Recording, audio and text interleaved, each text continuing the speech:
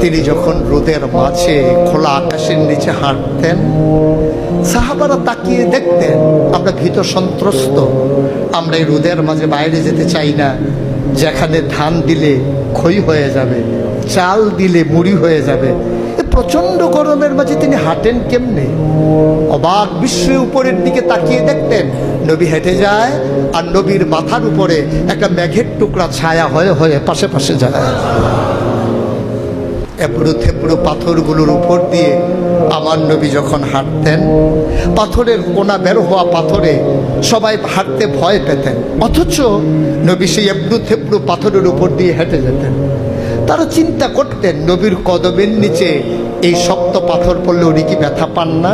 পরীক্ষা করার জন্যে পেছনে পেছনে অনেকেই দৌড়াতেন। দৌড়ে দৌড়ে নবীর কদম মুবারকের নিচে যে পাথর পড়ে গিয়েছিল ওরা হাতে তুলে দেখতেন নবীর কদমের সম্মানে শক্ত পাথর তুলার মতো নরম হয়ে গেছে। এ নবী আমার, এ নবী আপনার নবী, এ নবী আমাদের নবী। আমরা প্রাউড ফিল করি।